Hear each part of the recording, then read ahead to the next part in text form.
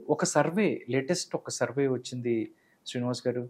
Survey అంటే NDA కూటమికి 18కి పైగా సీట్లు ఎంపీ సీట్లు రాబోతున్నాయి అంటూ ఒక రీసెంట్ ఒక సర్వే హల్చల్ చేస్తుంది. దీని గురించి ఏం చెప్తారు? జాతీయ సర్వే ఏదో ఆ. న్యూస్ 18 న్యూస్ 18కి సంబంధించి ఇప్పుడు 18 స్థానాలు వస్తాయంటే అవును. ఇప్పుడు అన్నం మొత్తం పట్టుకుని చూడవసరం లేదు. అవును. ఏది మెతుకు పట్టుకుంటే మొత్తం తెలిసిపోతుందన్న. తెలుస్తుంది. అవును. ఇప్పుడు నిన్న మొన్న ఇంకొక 2 జాతీయ సర్వేలు వచ్చాయి. ఫస్ట్ మనం చూసుకున్నట్టయితే ఇండియా టుడే సర్వే దగ్గర నుంచి CNN. అవునవును ఇండియా టుడే.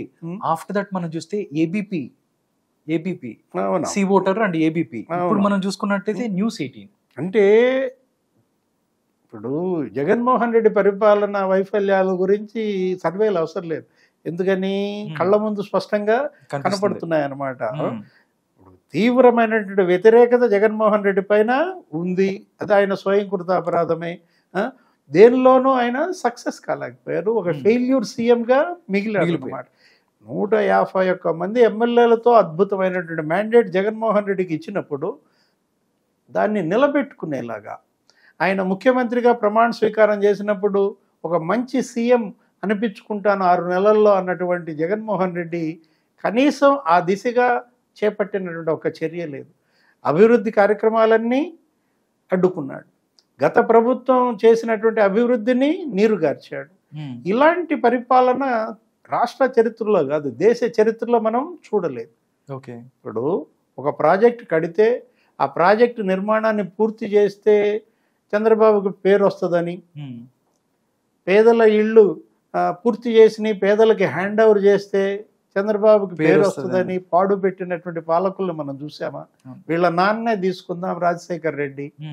చంద్రబాబుకు పేరు వస్తుందని చెప్పి ఔటర్ రింగ్ రోడ్ హైదరాబాద్లో కన్స్ట్రక్షన్ ఆపేశాడా?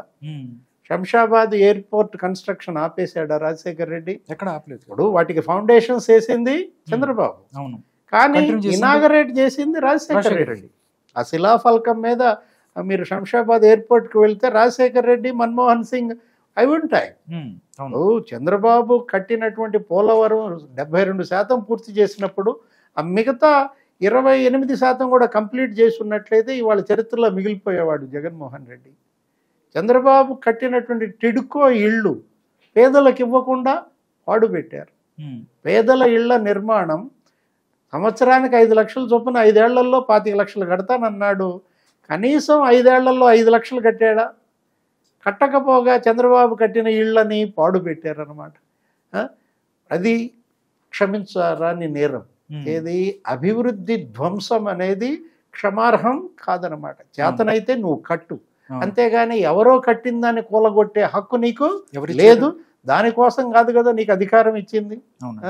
ఈ సర్వేల్లో కూడా ఈ వ్యతిరేకత కనపడుతుంది అనమాట. ఏది మొత్తం అన్ని సర్వేలలో ఇవాళ వైఎస్ఆర్ కాంగ్రెస్ పార్టీ పైన తీవ్ర వ్యతిరేకత ఎందుకు కనపడుతుందంటే కారణం ఇదే. వైఫల్యాలే ఇవాళ ఈ సర్వేలలో మనకి వెల్లడవుతున్నాయి. ఇప్పుడు CNN సర్వే అయినా లేకపోతే ఇవాళ వచ్చినటువంటి న్యూస్ 18 సర్వే అయినా 18 సీట్లు అంటున్నారు, లేకపోతే 15 సీట్లు అన్నారు మొన్న ఒక సర్వే. అంటే ఇది ఇక్కడ చూసినట్టయితే CNA న్యూస్ 18 రెండు కలిపి చేసేసాయి సార్. ఎన్డీఏ కూటమికి 15% పైగా ఓట్లు, 50% పైగా ఓట్లు వస్తాయి. అదేవిధంగా సీట్లు వచ్చేతలకి దగ్గర 18 సీట్లు వస్తాయి అన్నట్టు చెప్తున్నారు సార్. అంటే ఇది సర్వే చెప్పాల్సిన అవసరం ఏముంది? మనం ఇందాక అనుకున్నాం కదా, అన్నం మొత్తం కూడా అవసరం లేదు, ఒక మెతుకు పట్టుకుంటే సరిపోతుంది. ఏంటంటే గత ఎన్నికల ఫలితాలే రివర్స్ అవుతాయి అంతే. ఎందుకంటే జగన్మోహన్ రెడ్డి ఆల్రెడీ పరిపాలన రివర్స్ చేశాడు. రివర్స్ టెండరింగ్ అన్నారు. టెండర్లు రివర్స్ చేశాడు, ప్రాజెక్టుల నిర్మాణాన్ని రివర్స్ చేశాడు, పేదల ఇళ్ల నిర్మాణాన్ని రివర్స్ చేశాడు. ఈయన ఒక రివర్స్ సీఎంగా పేరు తెచ్చేసుకున్నాడు. ఆయన పేరే ఇక రివర్స్ రెడ్డి అయిపోయినప్పుడు ఏం జరిగింది నీకు? రేపు ఇచ్చే ప్రజా తీర్పు కూడా రివర్స్ చేస్తారు.